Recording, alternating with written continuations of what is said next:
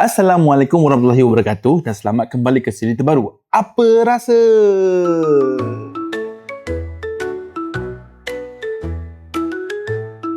Mesti anda semua tertanya-tanya, apa nama makanan kat depan saya ni? Makanan kat depan saya ni adalah nasi kamyong daging.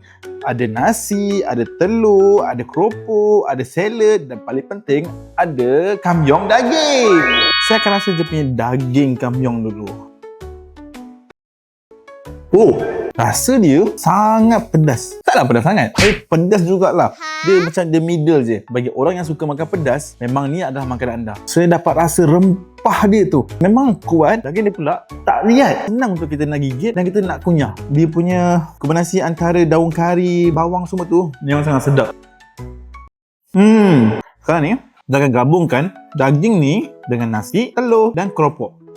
Bismillah.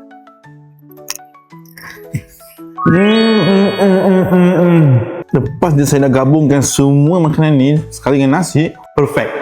Memang sangat perfect. Jadi, bagi sesiapa yang nak cabar diri mereka untuk makan nasi kamyong daging ni, saya sarankan datang ke Muhammad Chan dan cabar diri anda untuk makan nasi ni. Saya cabar anda semua. Saya makan dulu. Air.